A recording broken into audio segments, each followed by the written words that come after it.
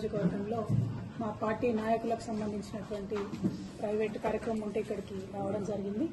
మరి గౌరవనీయులు మాజీ శాసనసభ్యులు మా పార్టీ సీనియర్ మోస్ట్ నాయకులు బాజిరెడ్డి గోవర్ధన్ అన్న గారు, మేము స్థానిక నాయకులందరం కూడా మరి వాళ్ళ నిజామాబాద్లో కాంగ్రెస్ పరిపాలనలో ఏం జరుగుతున్నదనే విషయాన్ని చర్చ చేస్తూ ఉన్నాం. చాలా బాధాకరంగా ఉన్నది.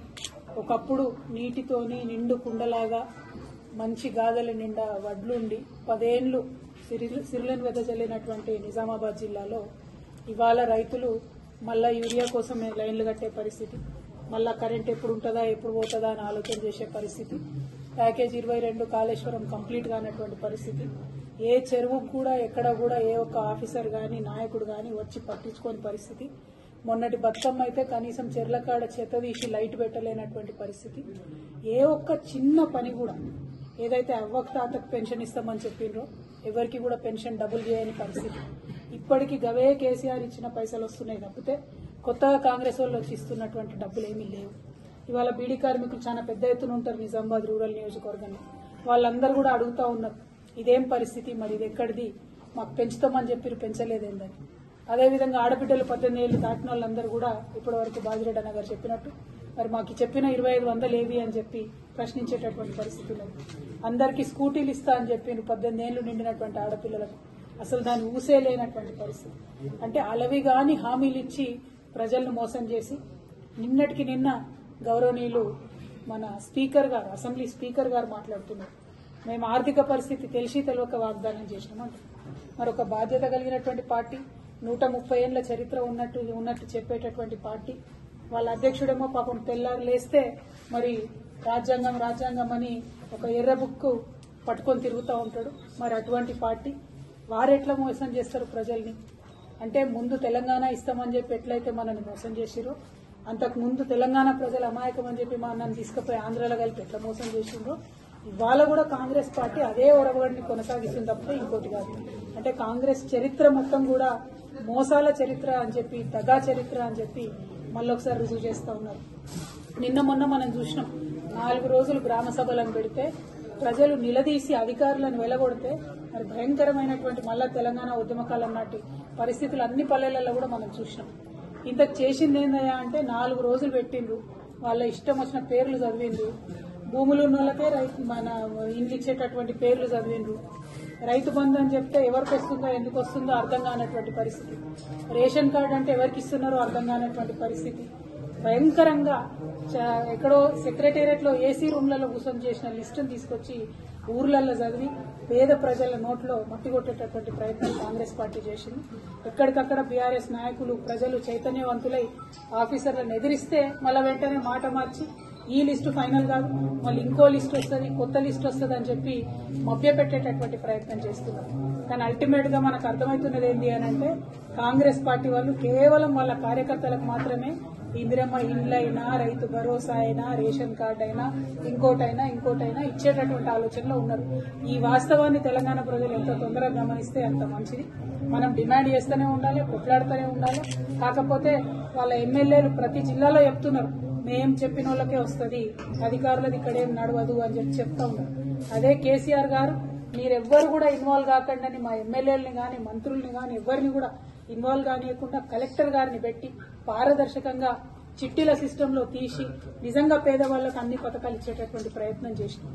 మేము అనేక సార్లు కేసీఆర్ గారిని అడిగినా కూడా లేదు, మా రైతన్నలకు డైరెక్ట్ గా డబ్బులు పడాలి, మా బీడీ కార్మికులకు డైరెక్ట్ గా డబ్బులు పోవాలి, అవసరమైన వాళ్ళని మనం ఆదుకోవాలి అని చెప్పి కోట్లాది రూపాయల సీఎం రిలీఫ్ ఇచ్చినటువంటి పరిస్థితి.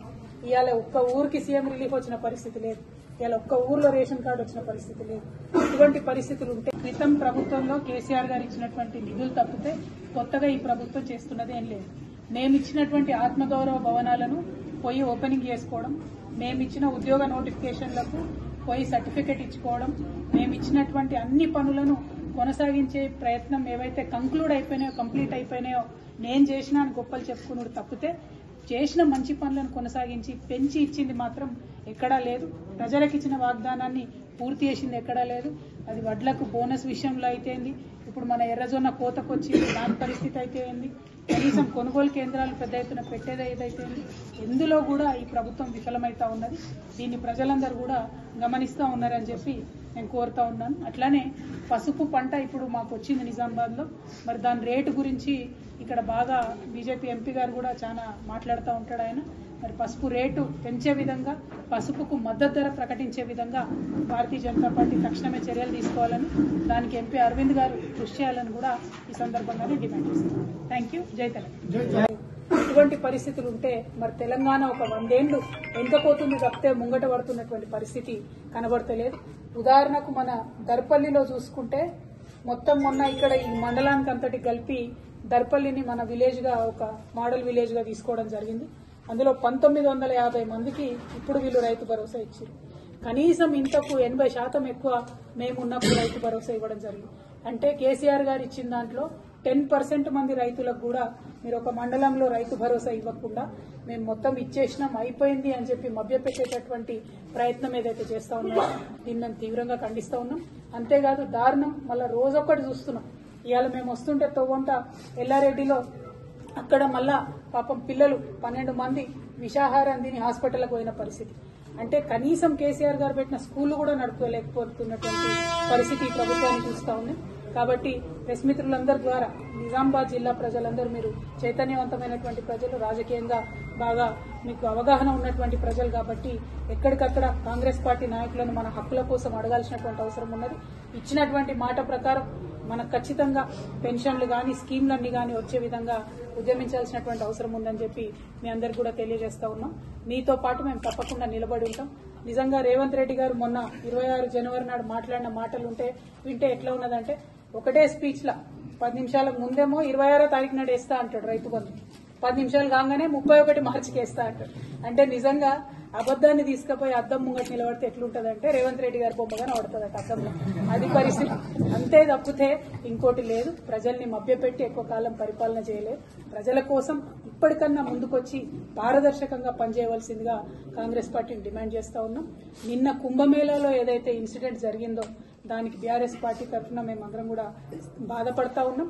అదేవిధంగా కుంభమేళా ఇప్పటి నుంచి శివరాత్రి దాకా కొనసాగుతుంది కాబట్టి తెలంగాణ నుండి కూడా చాలా మంది పోతా ఉంటారు కాబట్టి ఖచ్చితంగా ఇక్కడ ఉండేటటువంటి ప్రభుత్వం ఒక హెల్ప్ లైన్ ఏర్పాటు చేయాలని చెప్పి మేము డిమాండ్ చేస్తా ఉన్నాం. పోయినటువంటి ప్రజలు ఎటువంటి ఇబ్బందులు ఎదురైనా కూడా ఒక హెల్ప్ లైన్ కి ఫోన్ చేసేటటువంటి ఆస్కారం మన తెలంగాణ నుండి కల్పించాలని కూడా నేను ఈ సందర్భంగా డిమాండ్ చేస్తా ఉన్నాను. Thank you. జై తెలంగాణ.